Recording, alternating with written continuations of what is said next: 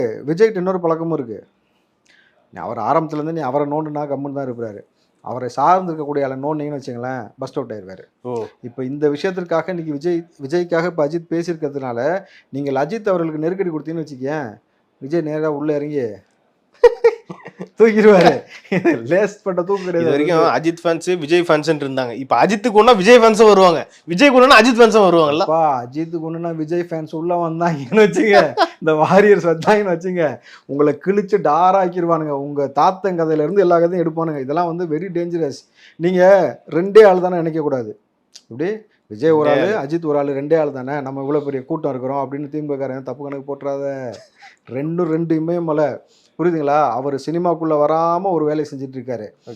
Sorry, அரசியலுக்குள்ளே வராமல் அவர் பாட்டுக்கு அஜித் ஒரு வேலையை செஞ்சுட்டு இருக்காரு. ஆனால் விஜய் அவர்கள் எதையும் பார்ப்பேன்டா அப்படின்ட்டு அரசியலுக்குள்ளே வந்திருக்காரு. எப்படி உன்னையும் பார்ப்பேன் எல்லாத்தையும் பார்ப்பேன்ட்டு வந்திருக்கிறாரு.